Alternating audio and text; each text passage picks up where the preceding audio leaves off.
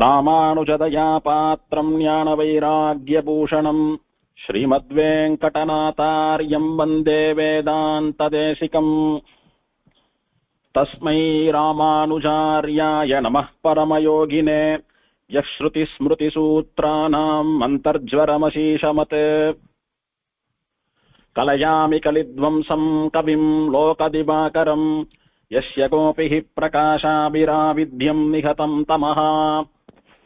நந்தாதீபகடப்ரணர்த்தகமஹாகாருண்யரக்தாம்பக ஸ்ரீநாராயண புருஷோத்தமபதி ஸ்ரீரத்னகூட்டாதிபான் வைகுண்டேஸ்வரமாதவௌ ச கமலாநாதம் ச கோபீபதிம் நௌமி ஏகாதச நாகபுர்யதிபதீன் சார்த்தம் கலித்வம்சினா.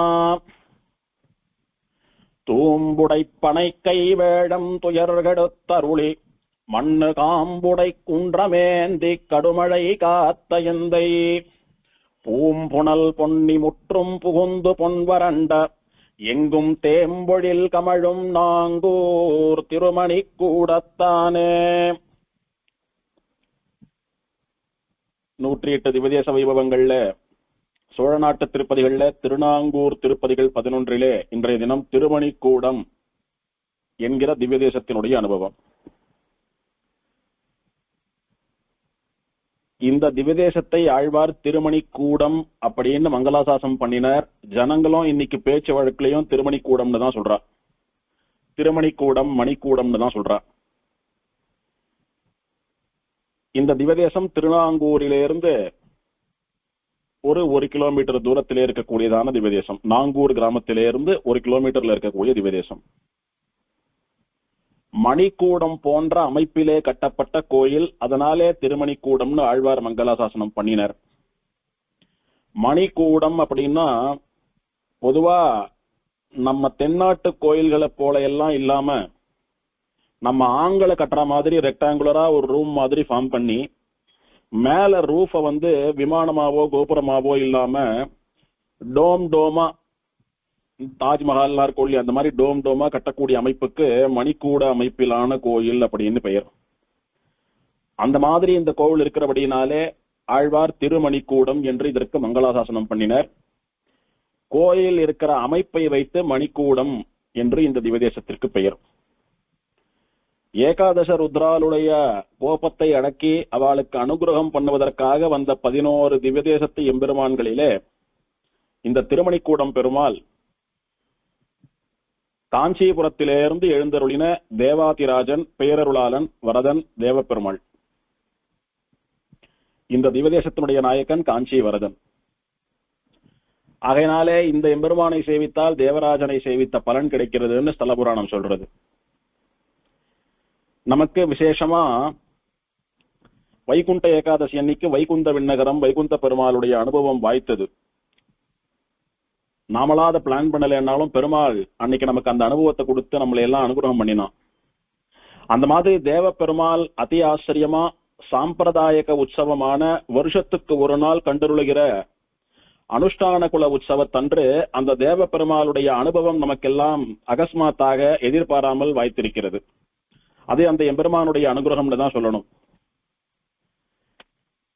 வையம் போற்றும் தேவாதிராஜனுடைய அனுஷ்டான குல உற்சவம் நடக்கக்கூடிய நாள் இன்று. கோவில்கள்ல நடக்கக்கூடிய உற்சவங்கள் பலவிதம்.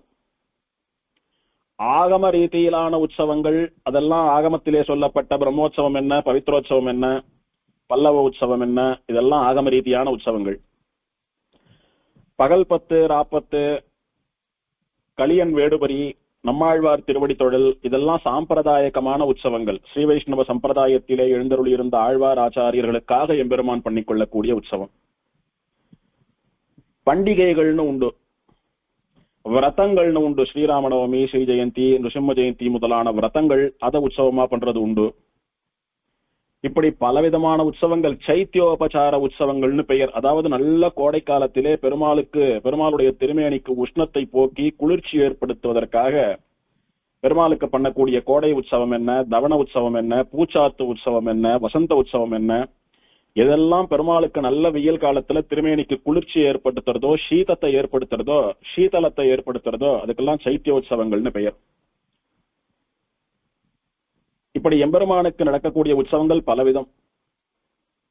அதிலே சாம்பிரதாயமான உற்சவங்கள் அதுக்கு ஒரு தனி ஏற்றம் உண்டு. ஏன்னா முதல்ல நமக்கு எது பிரதானம் அப்படின்னா சம்பிரதாயம் தான் பிரதானம். ஒன்னொன்னுத்துக்கும் ஒரு யோகியத்தை உண்டு, ஒரு தகுதி உண்டு.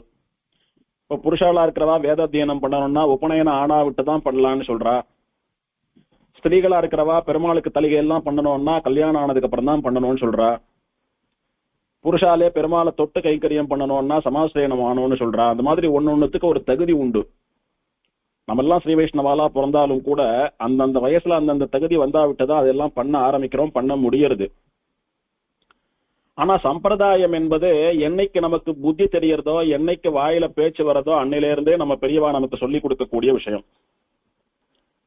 சம்பிரதாயத்தை சம்பிரதாயத்திலே இருப்பவர்களான ஆழ்வாராச்சாரியர்களை எல்லாம் தெரிந்து கொள்வதற்கோ, கொண்டாடுவதற்கோ, சேவிப்பதற்கோ, அவளை பத்தின தனியன்களை கத்துக்கிறதுக்கோ எல்லாம் ஒரு தகுதின்றது ஒண்ணும் வேண்டாம். ஆசை போறோம். நம்ம ஆழ்வார், நம்ம ஆச்சாரியார், நம்ம சம்பிரதாயம் அப்படின்ற ஒரு உணர்ச்சி போரும். அதனாலே எல்லாவற்றையும் விட நமக்கு முதல்ல நம்ம மனசுக்குள்ளே, நம்ம சரீரத்துக்குள்ளே ஆக்கிரமிப்பது, நம்ம உள்ளத்தை கொள்ளை கொள்வதுன்னு சொல்லக்கூடியது சம்பிரதாயம் தான், ஸ்ரீ வைஷ்ணவ சம்பிரதாயம். அதன் பிறகுதான் ஒன்னொன்னா அப்படியே காலக்ஷேபம் வரைக்கும் வரும். அனுஷ்டானம், காலக்ஷேபம், கைங்கரியம் அதெல்லாம் பின்ன வயசாக முதிர்ச்சி ஆக வரக்கூடியது. அதனாலே சம்பிரதாய உற்சவங்களுக்குன்னு ஒரு தனி ஏற்றம் உண்டு. அந்த மாதிரி நம்முடைய சம்பிரதாயத்திலே நாயக ரத்தனமாக ஜெகதாச்சாரியராக எழுந்தருளியிருந்த சுவாமி ராமானுஜருடைய சரித்திரத்திலே நடைபெற்ற ஒரு விஷயம். அது சம்பிரதாய உற்சவமாக காஞ்சிபுரத்திலே இன்றளவும் அனுஷ்டிக்கப்படுகிறது. அந்த அனுஷ்டான குல உற்சவம்னு சொல்லக்கூடிய உற்சவம் இன்று. பெருமாள் அந்த உற்சவத்தை எல்லாம் கண்டருளி இந்நேரம் காஞ்சிபுரத்திலே ராமானுஜர் திருமாளிகையிலே எழுந்தருளி இருப்பார். தேவப்பெருமாள், உபயநாச்சிமார், ராமானுஜர் எல்லாம் காஞ்சிபுரத்திலே உடையவர் திருமாளிகையில் எழுந்தருள் இருப்பா. இந்நேரம் இன்னும் ஒரு 1/2 மணி 3/4 மணியில கோவிலுக்கு எழ போறா. அந்த நாள்ல இந்த காஞ்சிபுரத்து எம்பெருமானே திருமணி கூடத்திலே மணிக்கூட நாயகனா வரதராஜனா சேவை சாதிச்சபடியினாலே அவனுடைய குணானுபவம் அது நமக்கு இன்னைக்கு பிராப்தமாறுது. முதல்ல இந்த சாலக்கிணறு உற்சவம் எப்படி வந்தது, எதற்காக ஏற்பட்டது, அனுஷ்டான குல உற்சவம்னா என்ன அப்படின்னு பார்க்கலாம். அனுஷ்டான குலம் அப்படின்னு சம்ஸ்கிருதத்துல சொல்லக்கூடியதை தமிழ்ல சாலை கிணறுன்னு சொல்றா. சாலையோரம் இருக்கக்கூடிய கிணறு சாலை கிணறு. ராமானுஜர் வேதாந்தங்கள்ல மகா பண்டிதரா. யாரானும் தப்பா அர்த்தம் சொன்னா கூட வேத மந்திரங்களுக்கு, வேத வாக்கியங்களுக்கு இப்படி எல்லாம் அர்த்தம் சொல்லக்கூடாது, இதுதான் சரின்னு சொல்லி நிர்வாகம் பண்ணி நிர்ணயம் பண்ணி சரியான அர்த்தத்தை சொல்லக்கூடிய அளவுக்கு பெரிய மேதையா திகழ்ந்தவர். எப்போன்னா வாசிக்கிற சமயத்திலேயே, மாணவராக இருக்கும் போதே.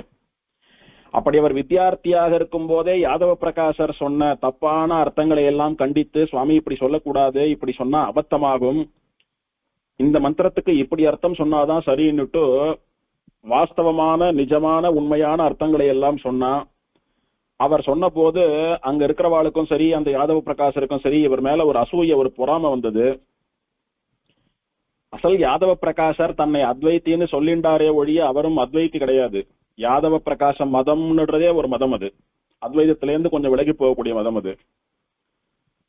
அந்த யாதவ பிரகாசர் கூட தனியா ஒரு சித்தாந்தத்தை கல்பிக்க கூடிய அளவுக்கு நான் பண்டிதன், எனக்கு இந்த சின்ன பையன் இது தப்பு அது சரின்னுட்டு கரெக்ஷன் எல்லாம் சொல்றானே, அதுவும் மற்ற வசங்கள் முன்னாடி எப்படி என்ன மதிப்பா அப்படின்னுட்டு இவர் பேர்ல அசூய வந்துடுறது. யாதவ பிரகாசரை கண்மூடித்தனமா சுவாமி சுவாமின்னு கொண்டாடுற சிஷ்யால் எல்லாம் கூட இவர் மேல கோச்சுக்கிறா. இதென்ன ஆச்சாரியனுக்கே திருத்தம் சொல்றாரு இவர் அப்படின்னுட்டு.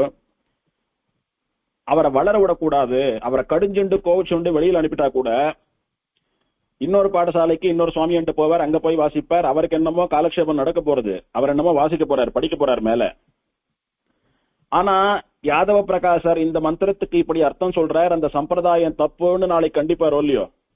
அதனால முளையிலேயே கிள்ளி எரிஞ்சுடணும், இவளை வளர விடக்கூடாது. நம்ம கோச்சுண்டு இங்கேருந்து போன்னு அனுப்பினா அதுவே நமக்கு எதிரம்பு மாதிரி பாயும். அதனால சூழ்ச்சி பண்ணி இவரை அழிச்சுடணும் அப்படின்னுட்டு என்ன பண்ணினா, எம்பெருமானுடைய ஸ்ரீபாத தீர்த்தமான கங்கையிலே ஸ்நானம் பண்ணலாம், எல்லாரும் காசி யாத்திரை போய் கங்கையில தீர்த்தமாடலாம் அப்படின்னுட்டு கங்கா யாத்திரை ஒரு டூர் பிளான் பண்ணி அங்க ராமானுஜரை கங்கையில மூழ்கரைச்சு அப்படியே மூழ்கடித்து அப்படியே அமுக்கி மூச்சு திணறி கொண்டுடலாம் அப்படின்னு இவளுடைய சதித்திட்டம். போய் சேர்ந்தா சூரியன் அஸ்தமிக்கிற சமயம் ஆயிடுத்து. கங்கை கரைக்கு போய் சேர்ந்த போது சரி மறுநாள் கார்த்தால எழுந்து தீர்த்தம் ஆடலாம் கங்கையில. அப்படி தீர்த்தமாறச்ச யார் அவர் மூழ்கும் போது பக்கத்துல இருந்து இந்த பக்கம் ஒருத்தர் அந்த பக்கம் ஒருத்தர் அப்படியே அவரை மூழ்கடிச்சு கொண்டுடணும் அப்படின்னுட்டு யாதவர் தன்னுடைய அணுக்கமான சிஷ்யாரிடத்துல சொன்னார். சொன்னதை ராமானுஜருடைய தம்பியான பிற்காலத்திலே சன்னியாசாசிரம ஸ்வீகாரம் பண்ணிக்கொண்டு எம்பார் என்று ஜெகம் போற்றும்படியா எழுந்தருள் இருந்த ஆச்சாரியர், அப்போது கோவிந்த பெருமாள் என்று வழங்கப்பட்டவர், சுவாமியினுடைய சித்தி பிள்ளை, சுவாமியினுடைய தம்பி. அவர் கேட்டுடுறார். கேட்டுட்டு அல்பசங்கி போற மாதிரி அப்படியே தூக்கத்துல எழுப்பிண்டு போய், சுவாமி உங்களை கங்கையிலேயே அமுக்கி கொண்டுடுறதுக்கு இவா திட்டம் போட்டிருக்கா, சதி தீட்டு இருக்கா, நீங்க எப்படியான தப்பிச்சுருங்கோ, நான் எப்படியோ சாமர்த்தியமா தப்பிச்சுக்கிறேன், உங்களுக்கும் எனக்கும் சம்பந்தம்னு நான் காட்டிக்கவே மாட்டேன், நான் தான் சொல்லி அனுப்பினேன்ற மாதிரி காட்டிக்காம நான் வந்துடுறேன், என்னை பத்தி கவலைப்படாதுங்கோ, நீங்க எப்படியாவது இங்க இருந்து தப்பிச்சு போயிடுங்கோ அப்படின்னு ஒரு ஹிண்ட் கொடுக்க, அவரும் ராத்திரியில அப்படியே எங்கேயோ வெளியில போற மாதிரி எழுந்து வந்து கால் போன போக்குள்ள போனா விந்தியமலை காடுகளுக்குள்ள நுழைஞ்சுட்டார். நுழைஞ்சு அப்படியே கால் போன போக்குள்ள போயிட்டு இருக்கார். போனா அங்க யாரோ தமிழ்ல பேசும்படியா ஒரு குரல் கேட்கறது. யாருன்னு கிட்டக்க போய் பார்த்தா ஒரு வேடனும் ஒரு வேடுவச்சியும் தமிழ்ல பேசிக்கிறா. அப்போ அந்த பெண் அவரிடத்துல தாகமா இருக்கிறது, தீர்த்தம் வேணும்னு கேட்டு இருக்கா. இவர் அந்த சமயத்துக்கு போறார். இவரை பார்த்துட்டு நீ யாருப்பா, எதுக்கு வந்திருக்க அப்படின்னா ஏதோ நடந்ததையெல்லாம் சொல்லி, நான் இந்த மாதிரி காஞ்சிபுரம், நான் அங்க போகணும், வழி தெரியாம வந்துட்டேன் அப்படின்னா, கவலைப்படாதே, நாங்க அங்கதான் போறோம், அழிச்சும் போய் விட்டுடுறோம், இப்போதைக்கு ராத்திரி பொழுதுக்கு படுத்துக்கோ அப்படின்னு சொன்னா, ஏதோ அந்த அம்மா பாவம் தீர்த்தம் கேட்டாலே நான் போய் கொண்டாடுறேன்னுட்டு இவர் தீர்த்தம் எடுத்துட்டு வரணும், நமக்கு ஒத்தாசை பண்ணி நமக்கு இந்த அத்வானமான காட்டுல நமக்கு அடைக்கலம் கொடுத்து நாளைக்கு காஞ்சிபுரத்துக்கு வேற அழிச்சும் போறேன்னு சொல்றாளே, அவளுக்கு ஏதானு நாம ஒத்தாசை பண்ணணும்னுட்டு அந்த அம்மாவுக்கு தீர்த்தம் கொண்டாடணும் அப்படின்னு ராமானுஜர் போறார். அப்படியே கொஞ்ச தூரம் போன போது பகல் பொழுது வந்து விடுறது. எல்லாரும் தமிழ் பாஷையில பேசிக்கிறா. ஒரு கிணறு இருக்கிறது, கிணத்துல தீர்த்தம்னா பலபலன்னு இருக்கு. அந்த தீர்த்தத்தை எடுத்துட்டு வரலாம் அப்படின்னு பார்த்தா, எடுத்துட்டு வரார். வந்து பார்த்தா இந்த வேடனும் வேடு வச்சியும் மறைஞ்சுடுறா.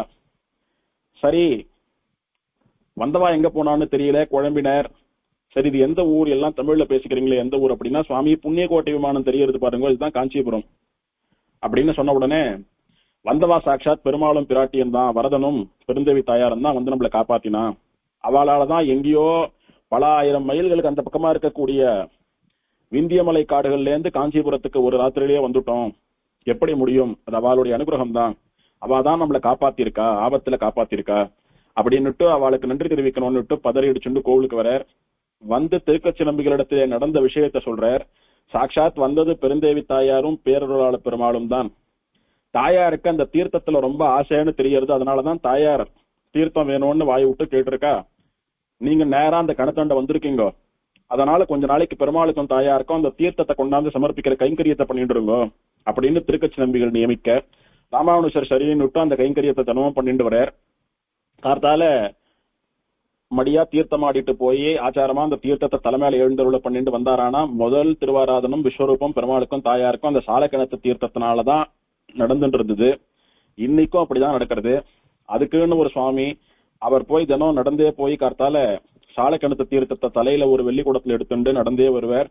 வந்து எப்படியானா திருமலையில ஆகாச கங்கா தீர்த்தத்தினால பெருமாளுக்கு விஸ்வரூபம் முதல் ஆராதனை நடக்கிறதோ, அந்த மாதிரி தேவ பெருமாளுக்கு இன்னைக்கும் கூட சாலக்கிணறுன்னு சொல்லக்கூடிய அனுஷ்டான குல தீர்த்தத்தினாலதான் விஸ்வரூபம் முதல் ஆராதனம்.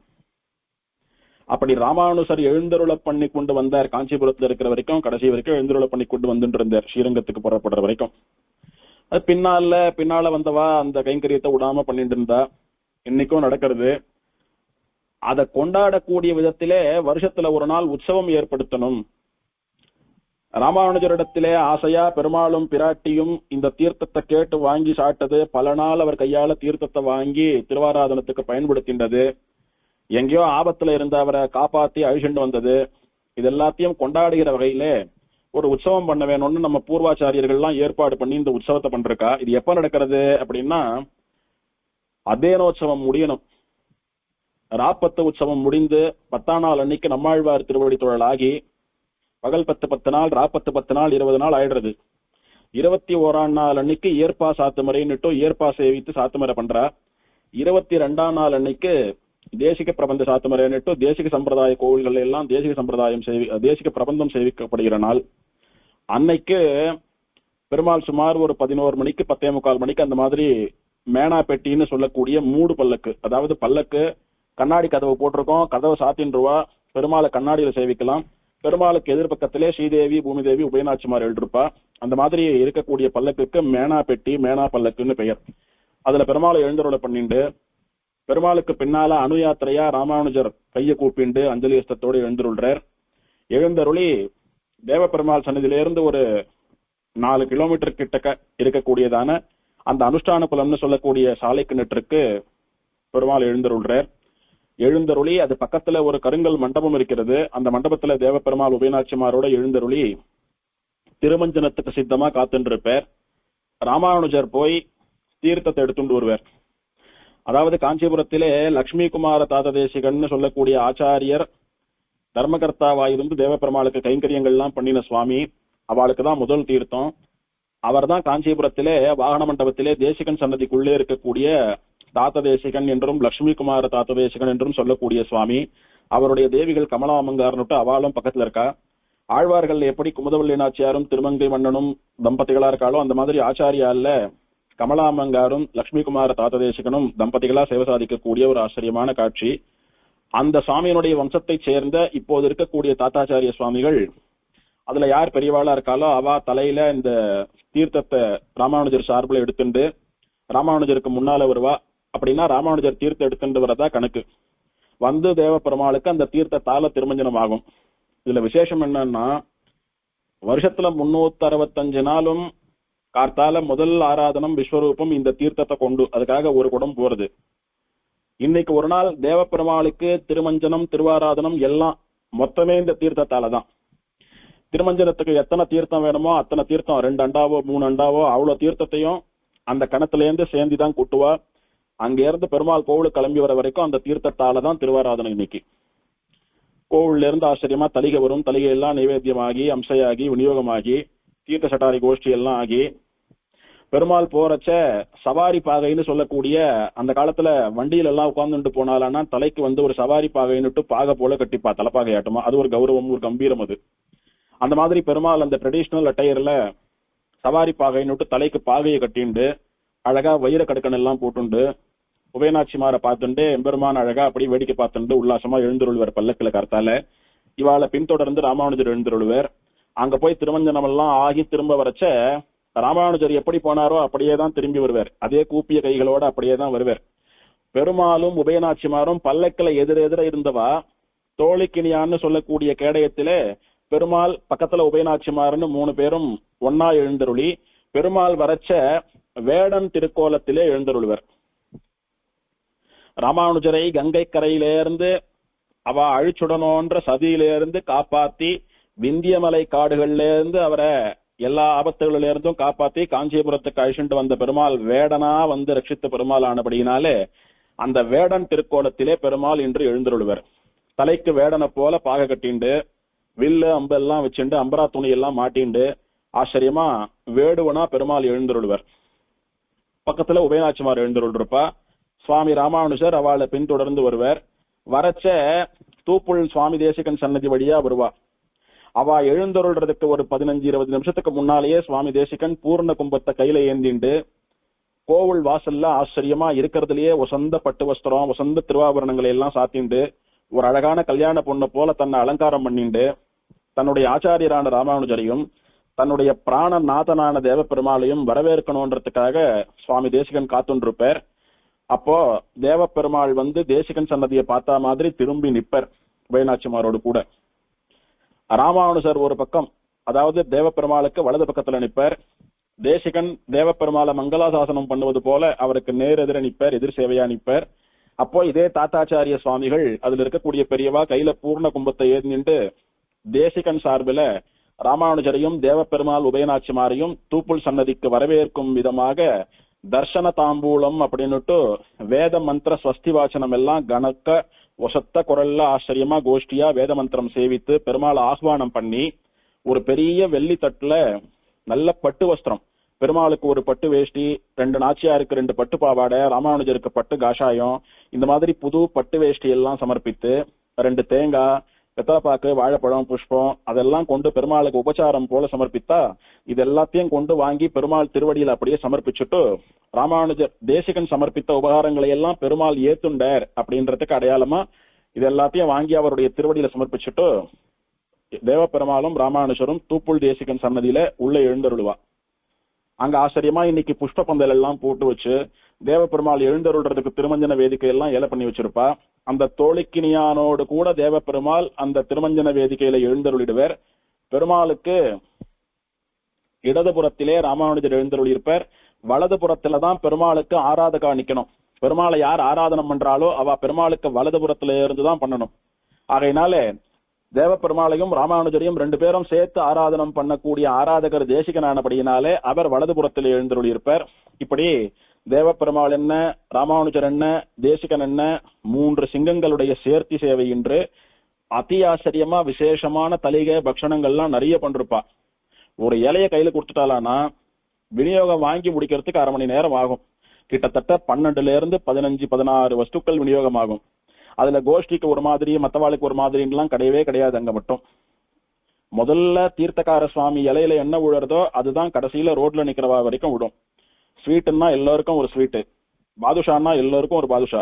அந்த மாதிரி என்னென்ன உண்டோ நிரவதிக்கமா பண்ணி பெருமாள் ஆச்சாரியாலாம் நிரவதிக்கமா செஞ்சு கடைக்கோடி பக்தன் வரைக்கும் எல்லோருக்கும் சமானமா இலையை கொடுத்து உட்கார்த்து வச்சு விநியோகம் பண்ணி விநியோகம் முடிஞ்சா விட்டு சுவாமி தேசிகன் பிரிய மனசில்லாம ராமானுஜரையும் தேவப்பெருமாளையும் வழி அனுப்ப தேவப்பெருமாளும் ராமானுஜரும் விடைபெற்று கொண்டு அப்படியே தேவப்பெருமாள் மாடவீதிய பிரதட்சிணமா வந்து தேவப்பெருமாள் சன்னதிக்கு பின்பக்கமா மேற்கு கோபுர வாசல்ல இருக்கக்கூடிய உடையவர் திருமாளிகைன்னு சொல்லக்கூடிய ராமானுஜர் தஞ்சமாம்பாலோட பூர்வாசிரமத்தில் காஞ்சிபுரத்திலே எழுந்தருளியிருந்த திருமாளிகை, அது ஒரு மண்டபம் போல இருக்கிறது.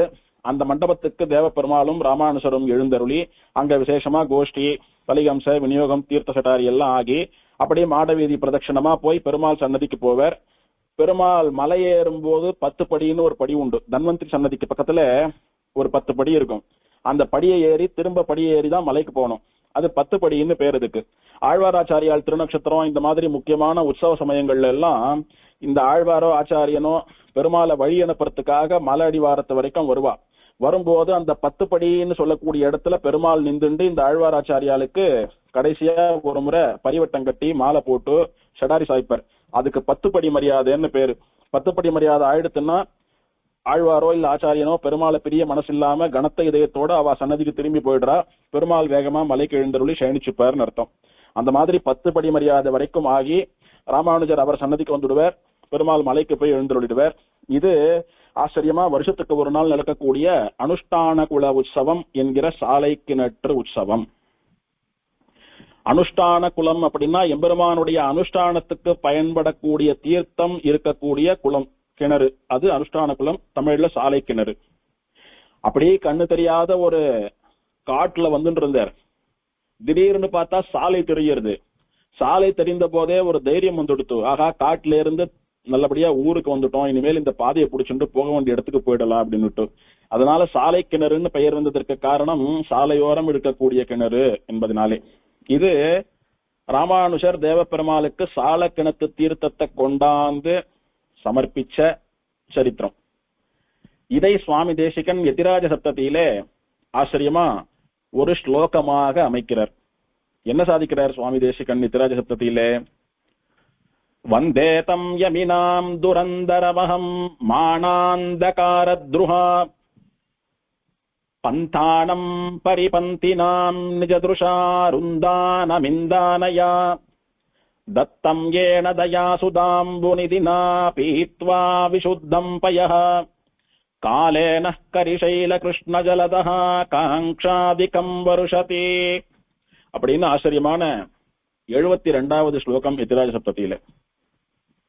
இதுல என்ன சாதிக்கிறார் அப்படின்னா, சுவாமி ராமானுஜர் யதிராஜர் இருக்கிறாரு, அவர் ஒரு கருணை கடல். அவருடைய கருணை எப்பேற்பட்டதுன்னா அமுதத்தை போல. அமுதம் எப்படி சாட்டவால சாவே இல்லைன்னு அமரர்களாக்குறதோ அந்த மாதிரி ராமானுஜருடைய கருணைக்கு, அவருடைய அனுகிரகத்திற்கு, அவருடைய தயைக்கு பாத்திரமானவர்கள் அழிவதே இல்லை. அழிவதில்லைன்னா என்ன அர்த்தம்? நிலையா அவளுடைய ஆத்மா மோட்சத்தை அடையிறதுன்னு அர்த்தம். மழை எங்க ஜாஸ்தி பெய்யறது? கடல்ல தான் மழை ஜாஸ்தி பெய்யும். ராமானுஜரோ கருணை கடல், கடல்ல தான் மழை பெய்யும்னா அப்ப ராமானுஜர்னு சொல்லக்கூடிய கருணை கடல்ல தான் மழை நிறைய பெய்யும். என்ன மழை ராமானுஜர் என்கிற கருணை கடல்ல நிறைய பெய்யறது? பேரருளாளன் வரதன்னு சொல்லக்கூடிய மேகமானது பொழியக்கூடிய மழை ராமானுஜராகிற சமுத்திரத்தில் நிறைய பெய்யறது. ஏன் தேவ பெருமாள மேகம்னு சொல்லணும்? கரிசைல கிருஷ்ண ஜலதா. கரிசைலம் அப்படின்னா யானை மலை, கரின்னா யானை, சைலம்னா மலை. கரிசைலம்னு சொல்லக்கூடிய தேவப்பெருமாள் எழுந்தருளி இருக்கக்கூடிய மலை. அந்த மலைக்கு மேலே மழைக்கால மேகம் போல கார் மேக வண்ணனாக கருநிற மேகத்தை போன்ற வர்ணத்திலே பெருமாள் அழகா சேவை சாதிக்கிறான் தேவப்பெருமாள். அதனால கிருஷ்ண ஜலதா, கார் மேகம், கருப்பு மேகம். கரிசைலம்னு சொல்லக்கூடிய யானை மலை மீது இருக்கக்கூடியதான கருப்பு மேகம். அந்த மேகம் என்ன பண்றதா, இந்த ராமானுஜர்னு சொல்லக்கூடிய கருணை கடல் அந்த சமுத்திரத்திலிருந்து நிறைய தீர்த்தத்தை சாட்டு அந்த தீர்த்தத்தை எல்லாம் பரம பவித்திரமான மழை நீராக மாற்றி திரும்ப ராமானுஜர்னு சொல்லக்கூடிய அந்த கருணை கடல்லையே பெய்யறதாம். கிருஷ்ண ஜலதகான்னு சொன்னதுக்கு ரெண்டு அர்த்தம். கருப்பு மேகம், கருப்பு மேகம் அப்படின்னா எப்போது வேணுமானாலும் மழை பொழிவதற்கு தயாராக இருக்கக்கூடிய மேகம். பெருமாளை சேவிக்கிறது மட்டும்தான் நம்ம கிட்ட இருக்கு, அவன் எப்ப வேணாலும் அனுகிரகம் பண்ணுவான்றது உண்டோ? எப்பவும் அனுகிரகம் பண்றதுக்கு சித்தமானா காத்துட்டு இருக்கான். அந்த மாதிரி எப்ப வேணாலும் மழை பொழியும்னு சொல்லும்படியாக நிறைய தீர்த்தத்தை சாட்டு ஒரு க்ஷணத்துல கூட்டா வந்துடுவேன்னு கருணை பொழிய காத்து கொண்டிருக்கக்கூடிய கார் மேகம், கருமேகம், அது ஒரு அர்த்தம். இன்னொன்னு கிருஷ்ணன் அப்படின்னா கண்ணன். சுவாமி என்ன சொன்னார்?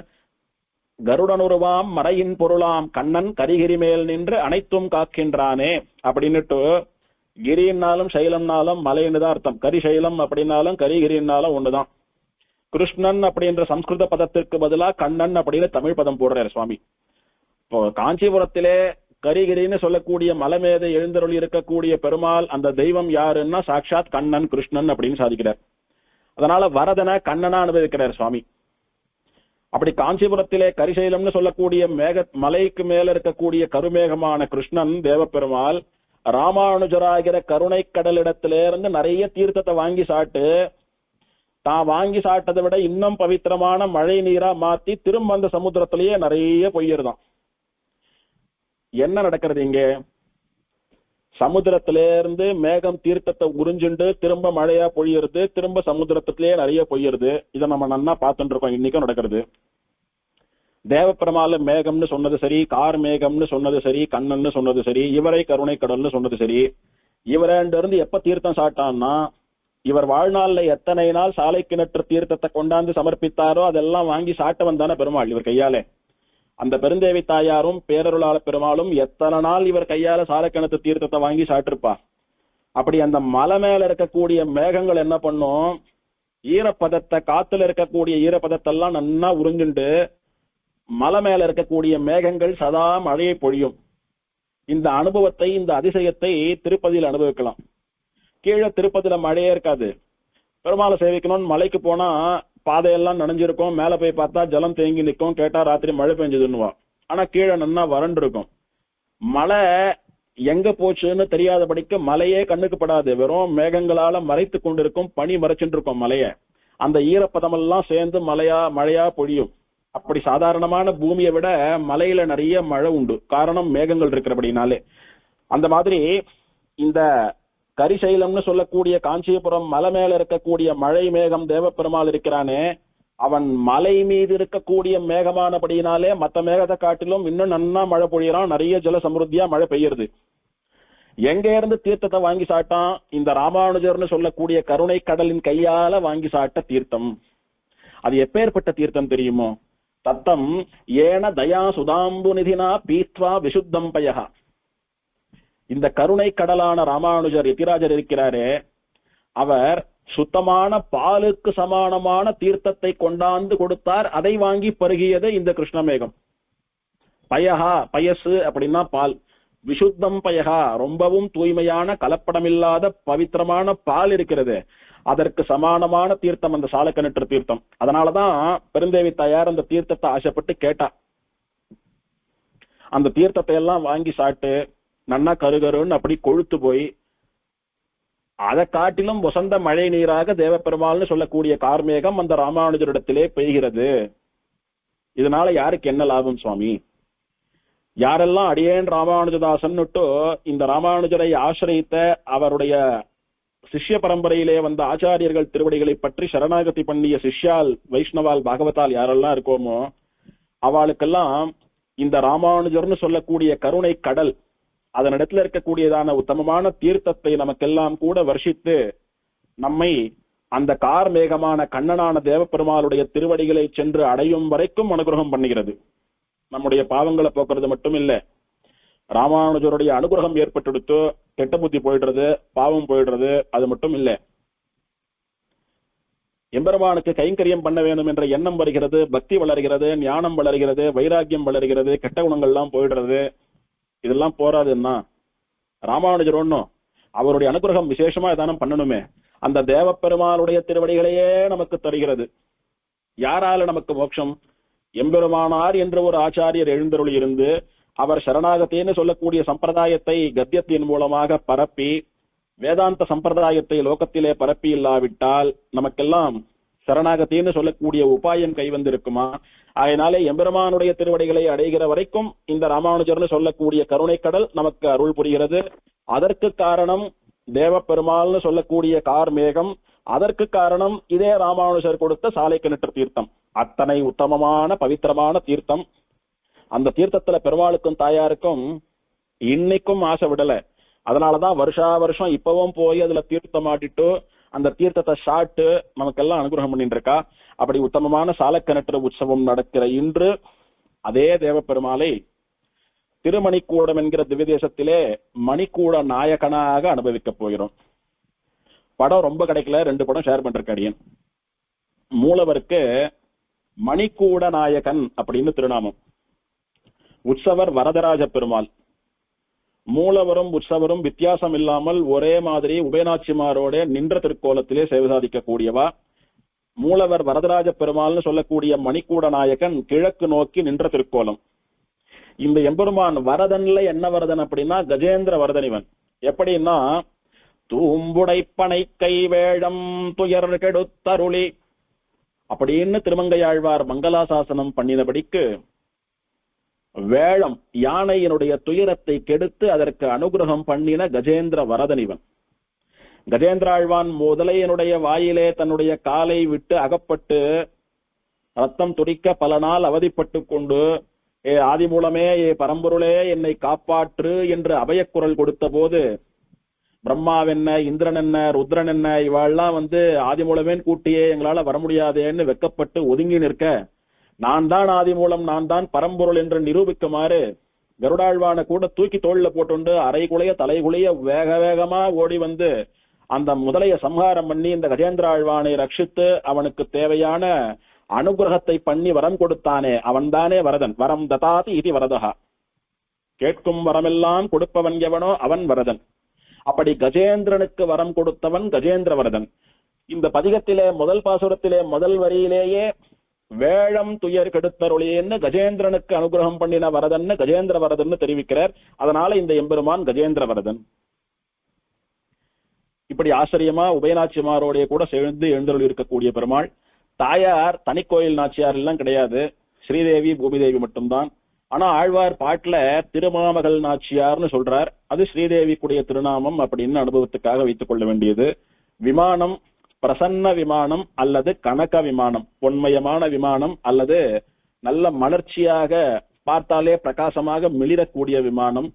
தீர்த்தம் சந்திர புஷ்கரணி, சந்திரனாலே ஏற்படுத்தப்பட்ட குளம், அதனால சந்திர புஷ்கரணி. கோவிலுக்கு பின்பக்கமா புஷ்கரணி இருக்கு. யாருக்கு பெருமாள் பிரத்யக்ஷம்னா ஏகாதச ருத்ராளுக்கு பிரத்யக்ஷம், கருடனுக்கு பிரத்யக்ஷம், சந்திரனுக்கு பிரத்யக்ஷம். ஆகமம் ஸ்ரீபாஞ்சராத்திராகமம், மங்களாசாசனம் திருமங்கையாழ்வார் பெரிய திருமொழி 4-5 ஒரு பதிகம் 10 பாசுரத்தாலே மங்களாசாசனம். ஸ்தல புராணம் அப்படின்னா ரொம்ப சுலபமான ரொம்ப சின்ன ஸ்தல புராணம். திரு இந்தலூர் திருத்தலைச்சங்கடான்மதியம் அப்படின்னு சொல்லக்கூடிய திவ்யதேசங்களை போல இந்த திருமணிக்கூடம் திவ்யதேசமும் சந்திரனுக்கு எம்பெருமான் அனுகிரகம் பண்ணி அவனுடைய கஷ்டத்தை போக்கின திவ்யதேசம். தக்ஷ பிரஜாபதிக்கு 27 பெண்கள். அவ 27 பேரும் நட்சத்திரங்கள். அவளை சந்திரன் மணந்து கொண்டான். 27 பெண்களையும் மணந்து கொண்டு அவளோட வாழ்க்கை நடத்தி வந்தான். அந்த 27 பேர்ல ரோஹிணின்னு சொல்லக்கூடிய நட்சத்திரம் ரொம்ப அழகானவளானபடியினாலே மற்ற 26 பெண்களை விட எப்போதும் ரோஹிணியிடத்திலேயே விழுந்து கிடந்தான் சந்திரன். அதனால மற்ற பெண்கள் எல்லாம் ரொம்ப வருத்தப்பட்டு, எங்களை எல்லாம் ஆசை பண்ணி கல்யாணம் பண்ணிட்டாலும் கூட எப்பவும் ரோஹிணியோடயே இருந்துட்டு இருக்கார், எங்களை எல்லாம் கண்டுக்கிறது கூட இல்லைன்னு தகப்பனாரிடத்திலே தங்களுடைய வருத்தத்தை தெரிவிக்க, பெற்ற வயிறு பற்றி எறிகிறது, என்னுடைய எல்லா பெண்களையும் கல்யாணம் பண்ணி கொண்டா எல்லோரையும் சமமாகத்தான் பாவிக்க வேணும் என்று சொல்லி பார்த்தான். இவன் கேட்கவில்லை. அவள் அழகிலே மயங்கி மோகத்திலே விழுந்து கிடந்தான். மற்ற பெண்கள் எல்லாம் பதிவிரதா ரத்னங்களான 26 பெண்களும் வயறெறிந்தா. தந்தை அதை பார்த்து பொறுக்க முடியாமல் சந்திரனை சபித்து விட்டான். எந்த அழகு உன்னிடத்துல இருக்கிறதுனால அந்த அழகனுடைய கர்வத்தினாலே அழகியான ரோஹிணியின் கூட மட்டும் இருந்துட்டு மற்றவாள் எல்லாம் கஷ்டப்படுத்தினியோ, அந்த அழகே உன்னை விட்டு போயிடும். அந்த அழகு உன்னிடத்துல இருக்காது. நாளுக்கு நாள் அழகு குறைஞ்சுட்டே போகும், நாளுக்கு நாள் அழகு பெருகின்றே போகும், உன்னுடைய அழகு நிலையாகவே இருக்காதுன்னு சபிச்சுட்டார். அதனால சந்திரன் ஒரு நாள் ஒரு கலையா எழுந்துட்டு வந்து அமாவாசை அன்னைக்கு ஒண்ணுமே இல்லாம நிர்மூலமா போயிடுறான். திரும்ப கொஞ்சம் கொஞ்சமா வளர்றான். இப்படி பேரழகன் திருவேங்கடமலை பிரபாவத்திலே கூட சந்திரலாவண்யதாயினேன்னு சந்திரனுக்கு பேரழகை கொடுத்த ஸ்ரீ வெங்கடேசன் பார்த்தோம். அப்படி அழகு அல்ல, லாவண்யம், பேரழகு. அப்படி பேரழகனான சந்திரன் அழகு கலகலையா குறைஞ்சுட்டே வந்து ஒண்ணுமே இல்லாம போகக்கூடிய அளவுக்கு சாபத்துக்கு ஆளாயிட்டான். அந்த சாபம் நீங்க வேணும் அப்படின்னா இந்த பலாசவ நட்சத்திரத்துக்கு வந்து ஒரு புண்ணிய தீர்த்தத்தை ஏற்படுத்தி அதிலே தீர்த்தமாடி கஜேந்திரனுக்கு அனுகிரகம் பண்ணின வரதன் இருக்கிறானே, அவன் தான் கூட்ட குரலுக்கு வந்து அனுகிரகம் பண்ணக்கூடிய பெருமாள். அவனை நோக்கி தபஸ் பண்ணினா அவன் வந்து உன்னுடைய கஷ்டத்தை தீர்ப்பான் அப்படின்னு நாரதர் சொன்னபடியினாலே இந்த திருமணிக்கூடம் என்கிற திவ்ய தேசத்திற்கு வந்து அங்கே ஒரு புஷ்கரணி ஏற்படுத்தி, தான் ஏற்படுத்தியதனாலே தன்னுடைய பெயராலே சந்திர புஷ்கரணின்னு அதுக்கு பெயர் சூட்டி தினமதுல தீர்த்தமாடிட்டு கஜேந்திர வரதனை நோக்கி தபஸ் பண்ண எம்பெருமான் மருத்துவனாய் நின்ற மாமணிவண்ணான்னு ஆழ்வார்கள் கொண்டாடியது போல இந்த சந்திரனுடைய வியாதியை, இவனுடைய அழகு குறைவது என்கிற ரோகத்தை போக்குபவனாக இவனுக்கு அனுகிரகம் பண்ணின கஷேத்திரம் இது. இவ்வளவுதான் ஸ்தலபுராணம்.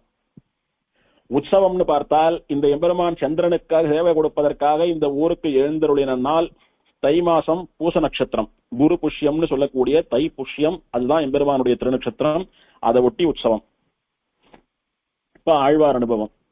பெரிய திருமொழி 4-5 இதுதான் திருமங்கை ஆழ்வார் இந்த திவ்யதேசத்திற்கு சமர்ப்பித்த பதிகம்.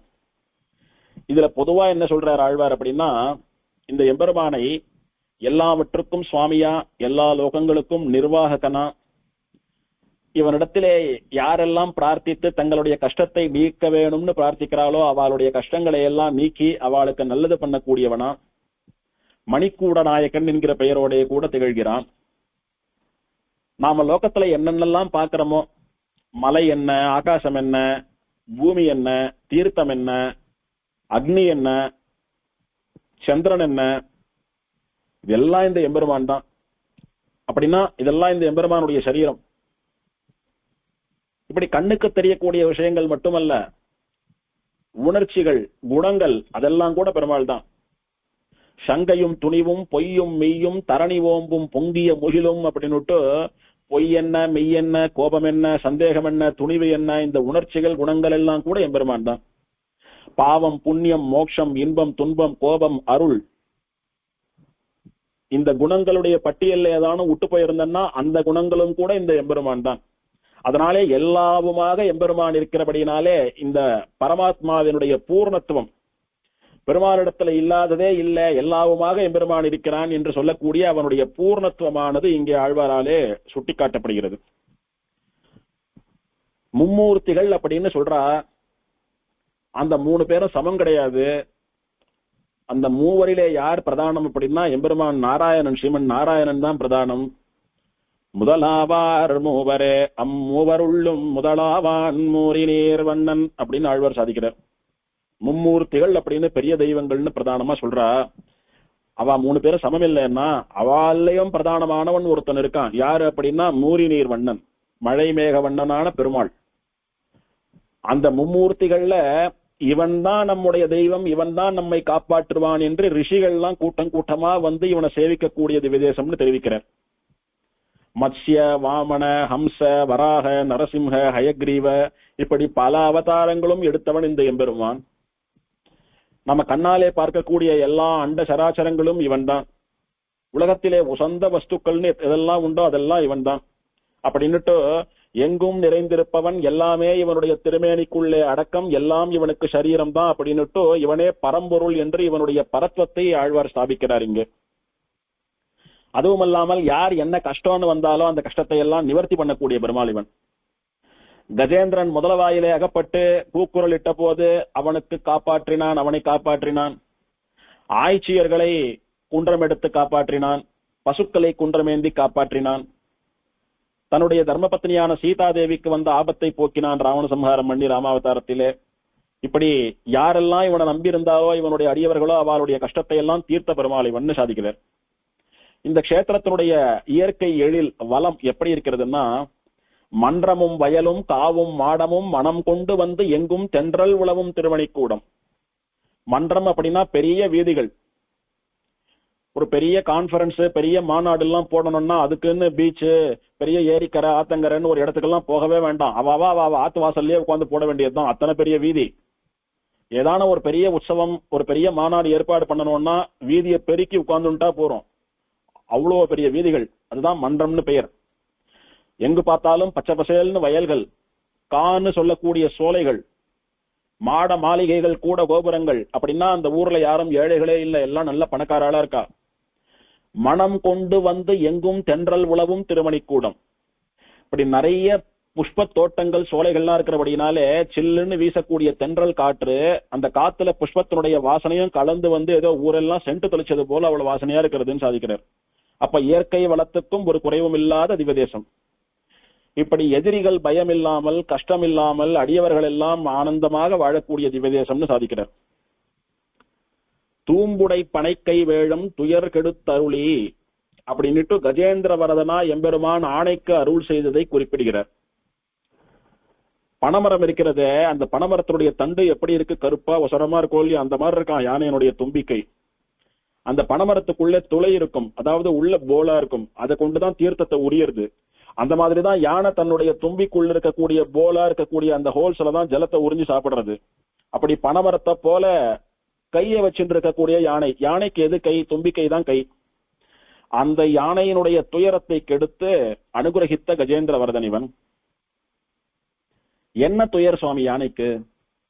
பெருமாளுக்கு புஷ்பத்தை பறித்து சமர்ப்பிக்கணும்னு வந்தது, கைங்கரியம் பண்ணணும்னு வந்தது. இந்த முதல்ல பிடிச்சுண்டுத்து உயிர் போறத பத்தி இது கவலைப்படல. சமயத்துக்கு பெருமாளுக்கு புஷ்பம் சமர்ப்பிக்க முடியாம போயிடுமோன்னு பயப்படுறது. அதனால இது தன்னுடைய கைங்கரியத்திற்கு வந்த பங்கத்தை நினைத்துதான் வருத்தப்படுறது. இதற்கு கைங்கரிய பங்கம் தான் துக்கம், துயர். வந்து அந்த முதலைய சம்ஹாரம் பண்ணி யானையை காப்பாத்தின உடனே என்ன பண்ணிட்டு பெருமாளே வந்துட்டான், அவனுக்கு சமர்ப்பிக்கலான்னுட்டான். அந்த புஷ்பத்தை அந்த எம்பெருமானுடைய திருவடிகளை சமர்ப்பித்தா விட்டுதான் நிம்மதி பெருமூச்சு விட்டது. அது வலியில ரத்தம் வர்றது, காலை புடிச்சு கடிக்கிறது, பிராணம் போயிடுமோன்னுலாம் பயம் இல்லை. இதற்கு கைங்கரியம் நிர்விக்னமா தடையில்லாம நடக்கணும்ன்ற கஷ்டம், அதை கெடுத்தருளினவன் இந்த எம்பெருமான். அதை சொல்லிட்டு பூம்புணல் பொன்னி முற்றும் புகுந்து பொன் வறண்ட எங்கும் தேம்பொழில் கமழுநாங்கூர் திருமணிக்கூடத்தானே. பொன்னின்னு சொன்னா காவிரி ஆத்துக்கு பெயர். அது எதற்கு அதுக்கு பொன்னின்னு பெயர்னா, இந்த காவிரி ஆத்து ஜலம் இருக்கிறது பாருங்க, அந்த ஜலத்தில கோல்டு பார்ட்டிகிள்ஸ் இருக்கும். பொதுவா தாமிரபரணி அப்படின்னா அதுல தாமிரம்னு சொல்லக்கூடிய காப்பர் பார்ட்டிகிள்ஸ் இருக்கும். பொன்னின்னு சொன்னா காவிரி, அதுல கோல்டு பார்ட்டிகிள்ஸ் இருக்கும். எவ்வளவு இருக்கும் சுவாமி? கையை விட்டா அப்படி கட்டி கட்டியா வருமானா? அப்படிலாம் இல்ல, ரொம்ப மைன்யூட்டா இருக்கும். அந்த டெக்னாலஜி தெரிஞ்சவா அந்த மண்ணை, அந்த ஜலத்தை எல்லாம் கொண்டு அதை எப்படி வந்து செக்ரிகேட் பண்ணி எடுக்கணுமோ அந்த ப்ராசஸ் படி எடுத்தாலானா ரொம்ப குறைஞ்ச அமௌண்ட்ல வரும். செலவு எல்லாம் ஜாஸ்தி, டைம் எல்லாம் ஜாஸ்தி அதுக்கு. அப்படி பொன்னி அப்படின்னா பொன்னுடன் சேர்ந்து பாய்பவள்னு அர்த்தம். அந்த காவிரியில இருக்கக்கூடிய பொண்ணு இருக்கு பாருங்க, அது கூட இந்த ஊர்ல நிறைய அளவுல கிடைக்கிறதாம். அதை எடுத்துட்டு ஏழைகள் எல்லாம் கஷ்டம் இல்லாமல் வாழக்கூடிய ஊராக, செல்வ செழிப்புள்ள ஊர் அப்படின்னு இந்த ஊரினுடைய இயற்கை வளத்தை வர்ணிக்கிறார். இந்த மாதிரி தாமிரபரணியில தாமிரம்னு சொல்லக்கூடிய காப்பர் பார்ட்டிகல்ஸ் இருக்கும். அதனாலதான் தாமிரபரணி தீர்த்தத்தை காய்ச்சின போது காப்பர்ல நம்மாழ்வார் விக்கிரகமும் ராமானுஜர் விக்கிரகமும் வந்தது. வேற தீர்த்தத்தை காய்ச்சினா வருமோ? இவர் எடுத்த தீர்த்தத்திலே காப்பர் பார்ட்டிகல்ஸ் எல்லாம் நிறைந்திருக்கும்படியா ஆழ்வாருடைய அனுகிரகம். அதனாலே அந்த தீர்த்தத்தை காய்ச்சின போது, தாமிரபரணி தீர்த்தத்தை காய்ச்சின போது தாமிர விக்கிரகம் வந்தது. அந்த மாதிரி பொன்னி அப்படின்னா கோல்டு பார்ட்டிகல்ஸ் இருக்கக்கூடிய தீர்த்தம். இங்க இருக்கக்கூடிய அத்தியனம் பண்ணின பிராமணால பத்தி தெரிவிக்கிறார். நாத்தொழில் மறைவல்லார்கள் நயந்து அறம் பயந்த வன்கை தீத்தொழில் பயிலு நாங்கூர் திருமணி கூடத்தானே. நாத்தொழில் மறைவல்லார்கள். சுவாமி உங்களுக்கு என்ன காரியம், என்ன உத்தியோகம், எது பொழப்பு உங்களுக்கு, வாட் இஸ் யுவர் ஆக்குபேஷன் அப்படின்னு கேட்டா, வேதம் சொல்றதுதான் நான் தொழில். எங்களுக்கு நாவாலே பண்ணக்கூடிய தொழில் நாத்தொழில். அப்படின்னா எங்க வாய் எப்போதும் சாப்பிடுற சமயம் தவிர மற்ற நேரம் எல்லாம் வேதம் சொல்லிட்டு இருக்கும். வேதவாய் தொழிலாளர்னு கொண்டாடுற ஆண்டாள். வேதம் சொல்வதையே தொழிலாக கொண்டவர்கள். சரி, வேதம் சொல்லக்கூடிய தகுதி இருக்கிறவா வேதம் சொல்றா. ஸ்திரீகள் வேதம் சொல்வதற்கு அதிகாரம் இல்லாத பாகவதாலாம் என்ன பண்றதுன்னா, தொழில் எனக்கு தொல்லைமால் தன் நாமமேத்த, எம்பெருமானுடைய திருநாமம் சொல்வதே தொழில் எனக்கு. வேதம் சொல்ல முடியலையா, பிரபந்தம் சொல்லுங்கோ, ஸ்தோத்திரம் சொல்லுங்கோ, அஷ்டோத்திரம் சொல்லுங்கோ, பெருமாளுடைய திருநாமத்தை சொல்லுங்கோ, நாம ஜபம் பண்ணுங்கோ, உங்களுக்கு என்ன உபதேசமா இருக்கோ அதை சொல்லுங்கோ. அப்படி அடியவர்களுக்கு எம்பெருமானுடைய பெருமையை அவனுடைய திருநாமத்தை சொல்வதே தொழிலாக இருக்க வேண்டும் அவளுடைய நாவுக்கு. அந்த மாதிரி நாத்தொழில் மறைவல்லார்கள், வாயால வேதம் சொல்வதையே தொழிலாக உடையவர்கள். அவ நயந்து அறம் பயந்த அன்போடு கூட தர்ம காரியங்களையே பண்ணிட்டு வாழறாளாம். எப்பேற்பட்டவா தெரியுமோ அவ? வன்கை தீத்தொழில் பயிலும் நாங்கூர். வன்கை அப்படின்னா வல்லல் தன்மை உடைய கை. அப்படின்னா என்ன? நிறைய தான தர்மங்கள் பண்றா. அது மட்டும் இல்லாமல் தீத்தொழில் பண்றா. நாத்தொழில் அப்படின்னா நாவாலே வேதம் சொல்லுவது. தீத்தொழில் அப்படின்னா 3 குண்டங்களை ஏற்படுத்தி அதிலே தீயை வளர்த்து மந்திரங்களை கொண்டு நித்தியம் பண்ணக்கூடிய அக்னிஹோத்திரம் என்ன, பருவத்துக்கு பருவம் பண்ணக்கூடிய இஷ்டி முதலான ஹோமங்கள் என்ன, யாகங்கள் என்ன, இப்படி அக்னிஹோத்திரம் இஷ்டி யாகம் முதலான அக்னி காரியங்களை எல்லாம் பண்ணக்கூடிய தொழில். தீயை கொண்டு தீயிலே மந்திரத்தை சொல்லி பண்ணக்கூடிய தொழில் தீத்தொழில். நாத்தொழிலும் வல்லவர்கள், தீத்தொழிலும் வல்லவர்கள், தான தர்மங்களையும் பண்ணக்கூடியவா. அறுதொழில் அந்தனர்னு ஆழ்வார் கொண்டாடுறார். பிராமணனுக்கு 6 தொழில் சொல்லப்பட்டது. என்ன அப்படின்னா, அத்தியனம் அத்தியாபனம், வேதத்தை கத்துக்கணும், கத்துக் கொடுக்கணும். யஜனம் யாஜனம், இவன் சொந்தமா யாகம் பண்ணணும், யாகம் பண்றவாளுக்கு வாத்தியாரா பிரகஸ்பதியா இருந்து யாகம் பண்ணி வைக்கணும். தானம் பிரதிகிரகம், தானம் யாரானும் கொடுத்தா வாங்கிக்கணும், இவனும் தானம் கொடுக்கணும். இப்படி 6 தொழில்கள் அந்தனன்னு சொல்லக்கூடிய பிராமணனுக்கு. அதனாலே அறுதொழில் அந்தனர் வணங்கும் தன்மையை அப்படின்னு ஆழ்வார் சாதிக்கிறார். அந்தணர்களுடைய 6 தொழில் இது. இப்போ நாத்தொழில்னு சொன்னதுனால வேதத்தை சொல்றா, சொல்லி கொடுக்குறா. தீத்தொழில்னு சொன்னதுனால யஜனம் யாஜனம்னு சொல்லக்கூடிய யாக காரியங்களை பண்றா, பண்ணி வைக்கிறா. வன் கை அப்படின்னு வள்ளல் தன்மை பொருந்திய உதாரமான கையை உடையவர்கள் சொன்னதுனால தானம் கொடுக்கிறா, தானம் வாங்கிக்கிறா. அப்படி அந்தணர்களுக்குரிய 6 தொழிலையும் சீராக சிறப்பாக செய்யக்கூடிய உத்தமமான அந்தணர்கள் வாழக்கூடிய திவ்ய தேசம் இதுன்னு இங்க இருக்கக்கூடிய பாகவதாலான ஸ்ரீ வைஷ்ணவால கொண்டாடுறார் ஆழ்வார். இந்த ஊருடைய செல்வ செழிப்பு, அனுஷ்டான சிறப்பு, அதையெல்லாம் சொல்லிட்டார். இயற்கை வளம் எப்படி இருக்கிறது இங்க? மனுஷா அப்படி இருக்கா, தீர்த்தம் அப்படி இருக்கு, விலங்குகள் பிராணிகள்லாம் எப்படின்னா இருக்கு அந்த ஊர்ல. மாங்கனி நுகர்ந்த மந்தி வந்து வண்டு இரிய வாழை தீங்கனி நுகரும் நாங்கூர் திருமணி கூடத்தானே. மாங்கனி நுகர்ந்த மந்தி, ஒரு குரங்கு நல்லா பசிக்கிறது, சாப்பிடலான்னு மாந்தோப்புக்கு போச்சு. நல்லா கமகமான்னு காத்துல அப்படி மாம்பழ வாசனை மூக்க தொலைக்கிறது. போய் மாம்பழத்தை சாப்பிட விட மாட்டோமான்னு எச்ச ஊறுறது வாசனை வரைச்சு. நேரா போச்சு, ஒரு மரத்து மேல உட்காந்துட்டு நல்லா பழுத்து தொங்கக்கூடிய ஒரு மாம்பழத்தை எடுத்தது, அப்படி புட்டுடுத்து.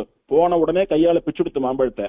பித்து அப்படியே மோந்து பார்த்தது. அதுவே சந்தோஷமா இருந்தது அதுக்கு. திடீர்னு அந்த பக்கம் திரும்பினா ஒரு வாழை மரத்துல ஒரு வண்டு வாழைப்பழத்தை சாப்பிடலான்னு குடஞ்சிட்டு இருக்கு. இது குரங்கோன்னா இந்த மாம்பழத்தை அப்படியே கீழே போட்டுட்டு உடனே அங்கிருந்து ஒரு தாவி தாவி அந்த வாழைப்பழத்தை போய் சாப்பிடுறது. அப்படின்னா என்ன அர்த்தம்? சாப்பிடுறதுக்கு எதுவுமே கிடைக்கலன்னா ஏதோ காஞ்சி போன இலை தழை செத்தையெல்லாம் சாப்பிட்டு இருக்கு ஜீவன்கள்லாம் பாவம் அப்படின்னு சொல்றதுக்கான நிலைமையே கிடையாது. வேணும் வேணான்னு போட்டி போட்டு சாப்பிடுற அளவுக்கு நிறைய ஆகாரங்கள் கிடைக்கிறது. வேணும்னா சாப்பிடுவோம், வேணாம்னா பரவாயில்ல. இப்ப அது கீழே போட்ட மாம்பழம் மட்டும் வீணா போல, அது யாராலும் எடுத்து சாப்பிடுவா. இல்ல யாரும் சாப்பிடலன்னா கூட அது உரமா போய் திரும்ப இன்னொரு மாமரமா வளர போறது. அப்படி இயற்கை வளம் திகழக்கூடிய வாயில்லாத பிராணிகள் கூட வசதியா சுகமா இருக்கக்கூடியதான திவ்யதேசம்னு கொண்டாடுறார்.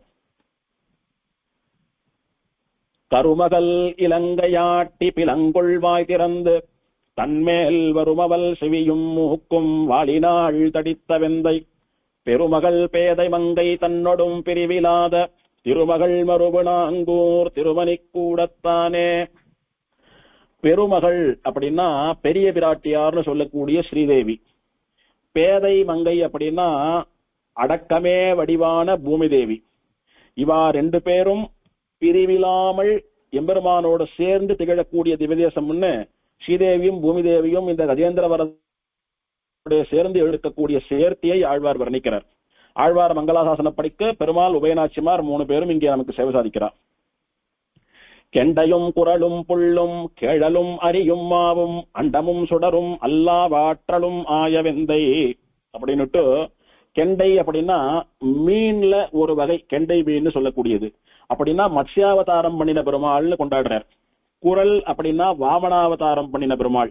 புல் அப்படின்னா பறவை, ஹம்சாவதாரம் பண்ணின பெருமாள். கேழல் அப்படின்னா பன்றி, வராக அவதாரம் பண்ணின பெருமாள். அரி அப்படின்னா சிங்கம், நரசிம்மாவதாரம் பண்ணின பெருமாள். மா அப்படின்னா குதிரை, ஹயக்ரீவாவதாரம் பண்ணின பெருமாள். இப்படி மத்ஸ்யாவதாரம், வாமனாவதாரம், ஹம்சாவதாரம், வராகாவதாரம், நிருசிம்ஹாவதாரம், ஹயக்ரீவாவதாரம்னு எத்தனை அவதாரங்கள் எடுத்த பெருமாள் தெரியுமா இந்த மணிக்கூட நாயகன். இந்த அவதாரங்கள் மட்டுமா, அண்டமும் இந்த பிரபஞ்சமே அவன்தான். சுடரும் சூரியன் சந்திரன் இதெல்லாம் இவர் தான். இந்த லோகத்துக்கு வெளிச்சம் எப்படின்னா கிடைக்கிறது, சூரிய சந்திராலால் தானே சுடர் ஒளி கிடைக்கிறது. அந்த சூரிய சந்திராலாகவும் இருந்து கொண்டு அவாளையும் இயக்கக்கூடியவன் இவன் தான். இதெல்லாம் சொன்னேனே, இது மட்டும்தான் பெருமாள்னு நினைச்சுக்காதுங்கோ. எல்லாம் ஆற்றலும் ஆய எந்தை. இந்த லிஸ்ட்ல நான் சொல்லாம விட்டுட்ட எந்த உயர்ந்த வஸ்துக்கள் இருந்தாலும் அது எல்லாம் கூட இந்த எம்பெருமான் தான் அப்படின்னு, இந்த லோகமே இவன் தான், இவன் இல்லைன்னா லோகம் இயங்காது என்று இவன் தான் பரம்பொருள்னு காட்டி கொடுக்கிறார் ஆழ்வார். குன்றமும் வானும் மண்ணும் குளிர் புனல் திங்களோடு நின்ற வெஞ்சுடரும் அல்லா நிலைகளுமாய வெந்தை மன்றமும் வயலும் காவும் மாடமும் மனம் கொண்டு எங்கும் தென்றல் வந்துளபுணாங்கூர் திருமணி கூடத்தானே. குன்றமும் மலைகளாக இருக்கிறான் இந்த எம்பெருமான். வானும் ஆகாசமா இருக்கிறவனும் இந்த பெருமாள் தான். மண்ணும் பூமியும் இந்த பெருமாள் தான். குளிர் புனல் குளிர்ந்த தீர்த்தமாகவும் இந்த எம்பெருமான் தான் இருக்கான். திங்களோடு நின்ற வெம் சுடரும், சந்திரன் என்ன சூரியன் என்ன அதுவும் இந்த பெருமாள் தான். எல்லா நிலைகளும், இப்படி சூரிய சந்திரன் இல்லாமல் மற்ற ஒளி தரக்கூடிய நட்சத்திரங்கள்லாம் இருக்கிறது பாருங்க, அதெல்லாம் கூட இந்த எம்பெருமான் தான். இது எல்லாவுமாக இருக்கக்கூடிய இந்த எம்பெருமான் இந்த ஊர்ல தென்றல் காற்று நல்ல வாசனையோடு கூட தவழக்கூடிய கழனிகளிலும் சோலைகளிலும் மாட மாளிகைகளிலும் எல்லா இடத்திலையும் கூட நிறைந்திருக்கிறான் அப்படின்னுட்டு, இந்த பிரகிருதி காணப்படும் உலகமானது இயற்கையானது எம்பெருமானுடைய திருமேனி, இதெல்லாம் எம்பெருமானுடைய சரீரம், அதற்கு ஆத்மாவாக ஷரீரியாக இருந்து கொண்டிருக்கிறான் எம்பெருமான் அப்படின்னுட்டு நம்முடைய விசிஷ்டாத்வைத்த சித்தாந்தத்தினுடைய பிரதான பிரதிதந்திரம், முக்கியமான கொள்கை. அதாவது நமக்கு மட்டுமே முக்கியமான கொள்கை, வேறு சித்தாந்தத்தவர்களாலே ஒப்புக்கொள்ளாத கொள்கை, நமக்கு மட்டும் இருக்கக்கூடிய ஒரு ஸ்பெஷாலிட்டி, ஒரு ஏற்றம். அதை இங்கே உபதேசம் பண்ற. உலகத்துல என்னெல்லாம் பாக்குறோமோ அதெல்லாம் பெருமாளுடைய சரீரம் தான், அது எல்லாத்துக்கும் ஆத்மா பெருமாள் தான் சொல்லக்கூடிய சரீரி பாவத்தை இந்த பாசுரத்தினால வெளியிடுறார். எது எல்லாம் ஒருத்தனுக்கு சரீரமா இருக்க முடியும், எவன் பரம்பொருளோ அவனுக்கு தான் பார்க்கக்கூடிய எல்லாம் சரீரமா இருக்க முடியும். அப்ப இந்த எம்பெருமான் பரம்பொருள்னு காட்டி கொடுக்கிறார். இதைத்தான் திருமணி சேர்க்கிறான். நிற்கின்றதெல்லாம் நெடுமாலென்னு ஓராதார் கற்கின்றதெல்லாம் கடைன்னு சாதித்தார். நீ என்ன படிச்சு பிரயோஜனம் இல்லை, பாக்குற வஸ்துவெல்லாம் பெருமாள் தான், தெரிஞ்சுக்கலன்னா நீ படிச்சது அத்தனையும் வீண் அப்படின்னு விட்டார். அது என்னன்னா, பாக்குறதெல்லாம் பெருமாள்னா ஒன்னு ஒரு வஸ்துவா இருக்கிறது எப்படி பெருமாள்னு சொல்லலாம்னா, அதெல்லாம் பெருமாளுக்கு சரீரம், அதுக்கெல்லாம் பெருமாள் ஆத்மாவா இருந்துருக்கான்னு அர்த்தம். அந்த ஆச்சரியமான சரீரி பாவத்தை எதுக்கு ஆழ்வார்கள் மெனக்கெட்டு ஒரு பாசுரத்திலையும் பாதி பாசுரத்தை இயற்கையை வர்ணிக்கிறதுலேயே செலவு பண்றா அப்படின்னா, அந்த இயற்கையும் எம்பெருமானுடைய திருமேனியானபடியினாலே பெருமாளுடைய திருமேனி வர்ணனம் அது. அதனாலே எதுவோ பாசுரங்களை பெருசா ஃபில் பண்ணணும், தான் பெரிய கவின்னு காட்டுறதுக்காக ஆழ்வார் கற்பனையை அளந்து விட்டுருக்காருன்னு நினைச்சுக்க கூடாது. எம்பெருமானுடைய திருமேனி வர்ணனம் அது. பாவரமர பாவமும் மரமும் வீடும் இன்பமும் துன்பம் தானும் கோவமும் அருளும் அல்லா குணங்களுமாய வெந்தை மூவரில் எங்கள் மூர்த்தி இவனென முனிவரோடு தேவர் வந்திரைஞ்சும் நாங்கூர் திருமணி கூடத்தானே. மூவரில் எங்கள் மூர்த்தி இவன். மும்மூர்த்திகள்னு சொல்லக்கூடிய பிரம்ம விஷ்ணு ருத்ரா அல்ல, எங்கள் மூர்த்தி, எங்களுக்கு சுவாமி, எங்களுடைய தெய்வம் இந்த எம்பெருமான் மணிக்கூட நாயகனான வரதராஜன் தான் என்று முனிவரோடு தேவர் வந்து இறைஞ்சும்.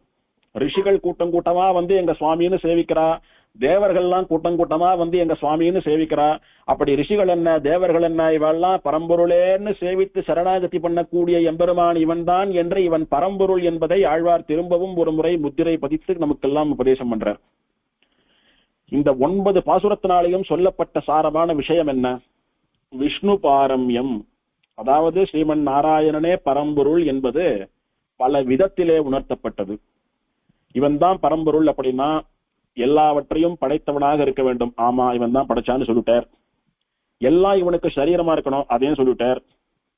பிராட்டி இவனுக்கு தர்ம பத்னியா இருக்கணும், ஸ்ரீதேவி பூமிதேவின்னு 1க்கு 2 பிராட்டி தர்ம பத்னியா இருக்கான்னு சொல்லி எடுத்து இவன் தான் பரம்பொருள் அப்படின்னா என்னென்ன அவதாரங்கள்லாம் பண்ணினான்னு அவதாரங்களை பட்டியலிட்டு காட்டா எடுத்து, சரி இதெல்லாம் நீங்க சொல்றங்க ரிஷிகள் தேவதைகள்லாம் ஒத்துக்கிறாளான்னா ஆமா, மும்மூர்த்திகள்ல பிரதானமா எங்களுடைய சுவாமி இவன் தான் ரிஷிகளும் தேவர்களும் கூட்டம் கூட்டமா வந்து சேவிக்கக்கூடிய பரம்பொருள் அப்படின்னு இந்த 10 பாசுரங்களாலே எம்பெருமான் ஸ்ரீமன் நாராயணனே பரம்பொருள் என்பதற்கு தேவையான அத்தனை பிரமாணங்களையும் எடுத்துக்காட்டி இவன் பரம்பொருள் என்று நிரூபிக்கிறார் ஆழ்வார். விஷ்ணுவினுடைய பரத்வத்தை நிரூபித்த இந்த 10 பாசுரங்களை கத்துக்கிறவா சொல்றவாளுக்கு என்ன பலன் சொல்றார் ஆழ்வார்? வெங்கதிர் பரிதி வட்டத்தூடு போய் விளங்குவாரே, சூரிய மண்டலத்துக்கு நடுவே போய் ஸ்ரீவைகுண்டத்துக்கு போய் மோட்சம் பெறுவான்னு சொல்றார். அதாவது சரீரத்தில இருந்து வெளியே கிளம்பக்கூடிய ஜீவன் எப்படி வைகுண்டத்துக்கு போறது, அதனுடைய வைகுண்ட யாத்திரை எப்படி இருக்கிறதுன்னு சுவாமி தேசிகன் வர்ணிக்கிறார். நடைபெற அங்கி பகலொளினால் உத்தராயணமாண்டு இடைவரு காற்றிரவி இரவின் பதி மின்வருணன் முடியுடை வானவர் கோன் பிரசாபதி என்றிவரால் இடையிடை போகங்களை எழில் பதமேறுவரே. நடுவுல இருக்க இங்க இருந்து ஸ்ரீவைகுண்டத்துக்கு போகக்கூடிய வழியில நடுவுல இருக்கக்கூடிய அத்தனை லோகங்களுக்கும் போய் அந்த லோகங்கள்ல இருக்கக்கூடிய அந்த லோகத்தினுடைய அதிபதியான தேவதைகளாலே வணங்கப்பட்டு உபசரிக்கப்பட்டு அவ சமர்ப்பிக்கிற உபசாரங்கள் போகங்களை எல்லாம் கூட என்ஜாய் பண்ணிட்டு மகிழ்வு எய்தி கடைசியா வைகுண்டத்துக்கு போய் சேருவான்னு சாதிக்கிறார்.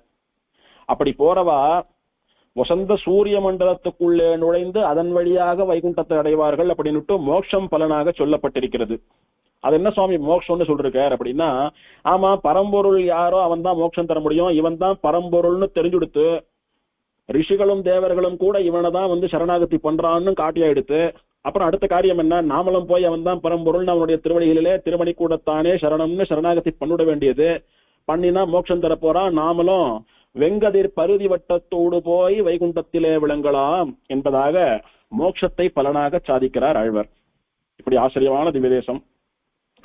பிள்ளை பெருமாளையங்கார் சேராது முன் செய்த தீவினை பின் செய்வதுவும் வாராது இனிமட நெஞ்சே நேரா குருமணி கூடத்து ஆணை கொம்பு பறித்தானை திருமணி கூடத்தானை செப்பு. அஞ்ஞானத்துல இருக்கக்கூடிய என்னுடைய மனசே, மட நெஞ்சே, புத்தி இல்லாத மனசே, ரத்தனங்களாலே இழைக்கப்பெற்ற மணிக்கூடம்னு சொல்லக்கூடிய அமைப்பிலே கட்டப்பட்ட கோவில் இருக்கிறது. அந்த கோவில் திகழ்வதாலே திருமணிக்கூடம்னு ஆழ்வாராலே மங்களாசாசனம் பண்ணப்பட்ட இந்த திவதேசத்திலே இருக்கக்கூடிய வரதன் ஆணை கொம்பு பறித்தவன், கோளையாபீடம்னு சொல்லக்கூடிய யானையினுடைய தந்தங்களை வேரோடு பிரிங்கி எறிந்து அதனை அழித்தவன். திருமணிக்கூடத்தான், திருமணிக்கூடம்னு சொல்லக்கூடிய திவதேசத்திலே எழுந்தருளியிருப்பவன். அவனை நீ செப்பு, அவனுடைய திருநாமத்தை நீ விடாம ஜபம் பண்ணு, அவனுடைய பெயரை சொல்லு. வரதராஜா திருமணிக்கூடத்தானே மணிக்கூட நாயகனேன்னு அவனுடைய பெயரை சொல்லு. அப்படி சொன்னா என்ன பலன்னு கேட்கிறியா? முன் செய்த தீவினை, இதுக்கு முன்னாடி ஜென்மங்கள்ல பண்ண எல்லா வினைகளும் அழிந்து போயிடும். பின் செய்வதும், அந்த எம்பெருமான சரணாகதி பண்ணிவிடுற, அவனுடைய பெயரை சொல்ற திருமணி கூடத்தானேன்னு அவன் காலை பிடிச்சி சரணாகதி பண்ணிவிடுற, பரநியாசம் ஆயிடுறது. அதுக்கப்புறம் தெரிஞ்சோ தெரியாமையோ ஏதோ கொஞ்சம் பாவம் பண்ற பேர், அதெல்லாம் கூட இல்லாமல் போய்விடும். ஆகையினாலே அந்த எம்பெருமானுடைய திருநாமத்தை சொல்லி அவனுடைய திருவடிகளிலே சரணாகதி பண்றது ஒண்ணுதான் நாம பிழைப்பதற்கு நல்ல கத்திக்கு போறதுக்கு வழின்னு காட்டி கொடுக்கிறார். மணிக்கூடம் அப்படின்னா மணிக்கூட அமைப்பிலே கட்டப்பட்ட கோயில், அதனால திருமணிக்கூடம்னு ஒண்ணு. மணி அப்படின்னு ரத்னத்துக்கு பெயர். சம்ஸ்கிருதத்துல ரத்னம்னு சொல்றோமோ இல்லையோ, அது அப்படியே தமிழ் படுத்தினா மணின்னு சொல்றார் ஆழ்வார். அந்த ரத்தனங்களாலே இழைக்கப்பட்ட கூடம் போல இருக்கக்கூடிய கோயில். அதாவது இப்ப இருக்கக்கூடிய கோயில்கள்லாம் ஆழ்வார் எழுந்தருள் இருந்த போது எல்லோரும் செல்வ செழிப்போட திகழ்ந்தபடியினாலே செவத்துல எல்லாம் சுண்ணாம்படிக்கிறதுக்கு பதிலா ரத்தனங்களை அப்படி அலங்காரம் பண்ணி ரத்தனங்களாலே அலங்காரம் பண்ணி வச்சிருக்கா. அப்படி ஜெகஜோதியா மின்றது. எப்படி திருமணிமாட கோயில் அப்படின்னுட்டு அந்த நாங்கூர் நாராயண பெருமாள் கோயில் ரத்தனங்களாலே இழைக்கப்பட்ட சிவர்களை உடையதாக இருக்கிறதுன்னு பார்த்தோமோ, அந்த மாதிரி ஆழ்வார் காலத்திலே மணின்னு சொல்லக்கூடிய ரத்தனங்களாலே அலங்கரிக்கப்பட்ட கோயிலாக கூடமாக இருந்திருக்க வேண்டும். அதனாலே திருமணி கூடம் என்று ஆழ்வார் மங்களாசாசனம் பண்ணினார் அப்படின்னு புரிந்து கொள்ளலாம். விஷ்ணு ஸ்தலாதர்சத்திலே சொல்லப்பட்டதான தியான ஸ்லோகம். தேவஹா ஸ்ரீமணிகூட்ட நாயக ஹரிஹி தத் பிரேயசி ச இந்திரா புண்ணியம் சந்திரசரோ விமானமபி தத்தத்ர பிரசன்னாஹ் வயம் பக்ஷீசேன புரா சமஸ்த ஜகதாம் க்ஷேமாய சாக்ஷாத் கிருதஹ பூர்வாம்போதி முகோ விராஜதி ரமாநீலாதரா சங்கதஹ. தேவஹா ஸ்ரீ மணிகூட்ட நாயக ஹரிஹி. இங்கே எழுந்தருள் இருக்கக்கூடிய தெய்வம் ஹரி. ஹரி அப்படின்னா கஷ்டத்தை இல்லாமல் பண்ணுபவன், கஷ்டத்தை நீக்குபவன். யாருடைய கஷ்டத்தை நீக்கியவன்? கஜேந்திரனுடைய கஷ்டத்தை நீக்கியவனான ஹரி. அவனுக்கு என்ன பெயர் தெரியுமோ? மணிக்கூட நாயகன்னு பெயர். ஸ்ரீ மணிக்கூட்ட நாயகா, திருமணிக்கூட நாயகன்னு பெயர் அவனுக்கு. தத் பிரேயசீச்ச இந்திரா, தாயாருக்கு இந்திரா தேவின்னு பெயர். திருமாமகள் நாச்சியார்னு தமிழ்ல திருநாமம். புண்ணியம் சந்திரசரோ, இங்க இருக்கக்கூடிய புண்ணிய தீர்த்தத்துக்கு சந்திர புஷ்கரணி, சந்திர சரஸ்ன்னு பெயர். சந்திரனாலே ஏற்படுத்தப்பட்ட தீர்த்தம் அது. விமானம் அபி தத்தத்ர பிரசன்னாஹ்வயம், பிரசன்ன விமானம்னு சொல்லக்கூடிய விமானம்.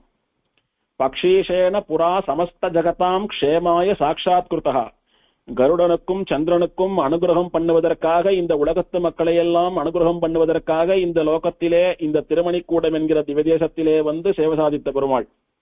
பூர்வாம்போதி முகோ விராஜதி. அம்போதி அப்படின்னா சமுத்திரம்னு அர்த்தம். பூர்வ அப்படின்னா கிழக்கு திசை. கிழக்கு திசை சமுத்திரத்தை பார்த்தவாறு சேவை சாதிக்கக்கூடிய பெருமாள். இந்த திருநாங்கூர் திருப்பதிக்கு பக்கத்துல பூம்புகார்னு சொல்லக்கூடிய பீச் சமுத்திரம் இருக்கு. அது இந்த திவதேசத்திற்கு திருநாங்கூருக்கு கிழக்குல இருக்கு. அந்த கிழக்கு திசையில இருக்கக்கூடிய சமுத்திரத்தை பார்த்தபடி இந்த பெருமாள் சேவை சாதிக்கிறான் அப்படின்னுட்டு கிழக்கே திருமுக மண்டலம்னு சொல்றார். விராஜதி, விளங்குகிறான். யாரோட விளங்குகிறான் அப்படின்னா ரமா நீலா தரா சங்கதா, ஸ்ரீ பூமி நீலாதேவியோடு கூட விளங்குகிறான். விக்கிரகத்துல பார்த்தா ஸ்ரீதேவியும் பூமி தேவியும் நிக்கிறா. ஆனா ஸ்லோகமானது ஸ்ரீ பூமி நீலான்னு 3 பேர் சொல்றது. ஒருவேளை மார்பில் இருக்கக்கூடிய தாயார் திருமாமகள் நாச்சியார் இந்திரா தேவின்னு வச்சுண்டா பூமி தேவியும் நீலாதேவியும் உபயநாச்சிமாரா நிக்கிறான்னு கூட அனுபவிக்கலாம்.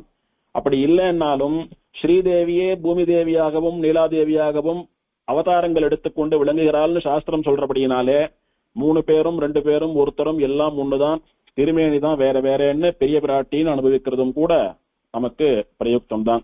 ஆகையினால திருமணிக்கூடம் என்கிற திவதேசத்திலே திருமணிக்கூட நாயகன் என்கிற பெயரோட இந்திரா தேவி திருமாமகள் நாச்சியார் என்கிற தாயாரோடு கூட பிரசன்ன விமான நிழலிலே சந்திர புஷ்கரணி கரையிலே உலகத்தை காப்பதற்காக கருடனுக்கும் சந்திரனுக்கும் காட்சி கொடுத்தருளி கிழக்கு நோக்கி சமுத்திரத்தை பார்த்தவாறு ஸ்ரீ பூமி நீலாதேவியோடு கூட எம்பெருமான் சேவை சாதிக்கிறான்னு ஸ்லோகம் தெரிவிக்கிறது.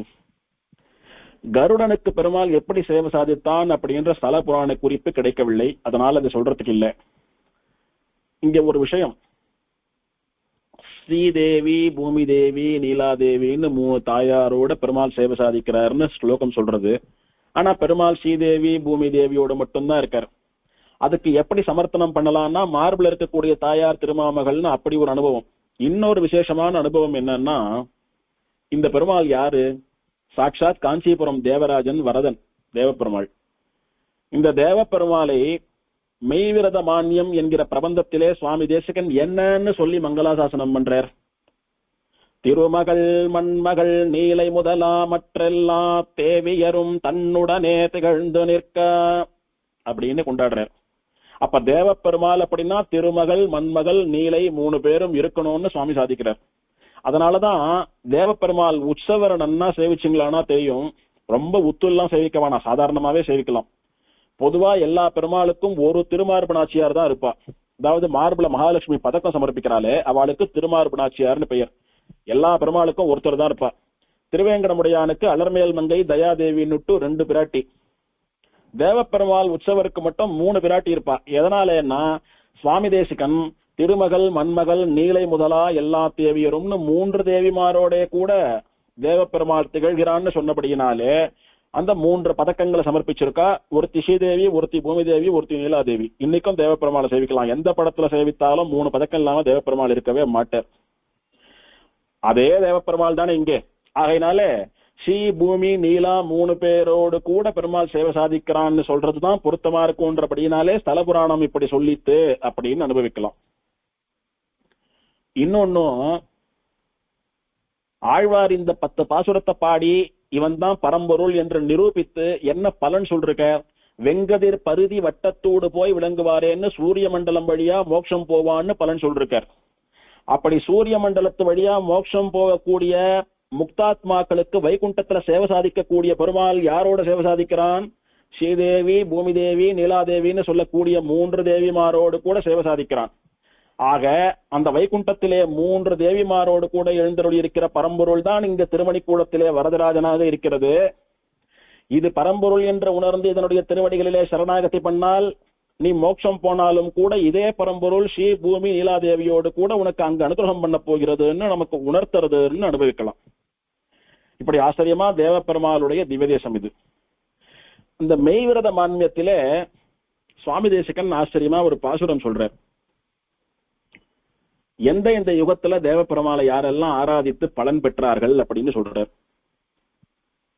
காதல் உயர்த்த களிற்றை திரேதையில் காத்தளித்து வாதுயர் தேவகுருவுக்கிறங்கி துவாபரத்தில் சோதி அனந்தன் கலியில் தொழுதெழ நின்றனரேன்னு சாதிக்கிறார்.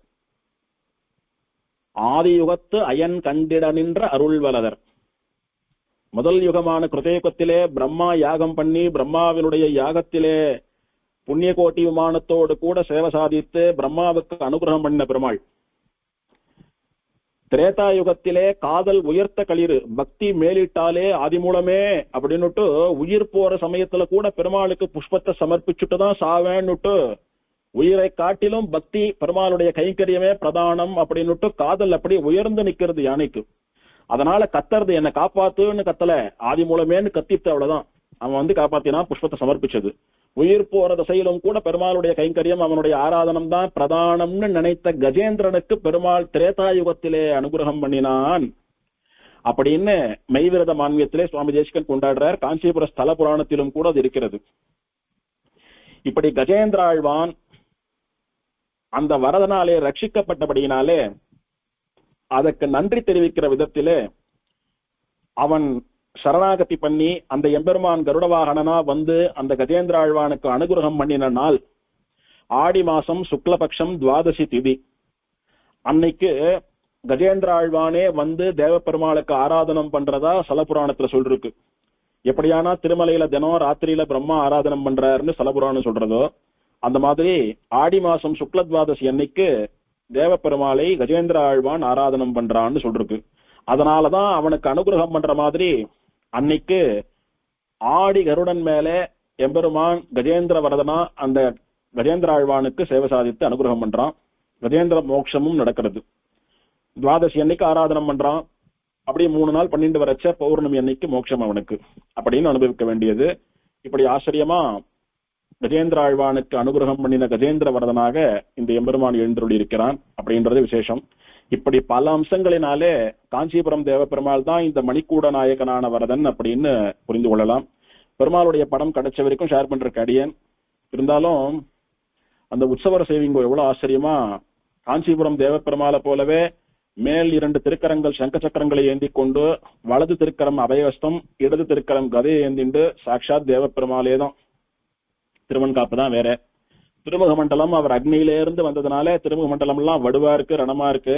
இவருக்கு அது இல்லை, அவ்வளவுதான் வித்தியாசமே தவிர திருமேனி அமைப்பு திருநாமம் எல்லாம் அவன் தான். அந்த தேவாதிராஜனே இந்த மணிக்கூட நாயகன். ஸ்ரீமதே திருமாமகள் நாயிகா சமேத தேவராஜ பரபிரம்மனே நமஹ. திருமங்கையாழ்வார் குமுதவள்ளி நாச்சியார் திருவடிகளே சரணம். ஆழ்வார் எம்பெருமானார் சீரார் தூப்புள் திருவேங்கடமுடையான் திருவடிகளே சரணம்.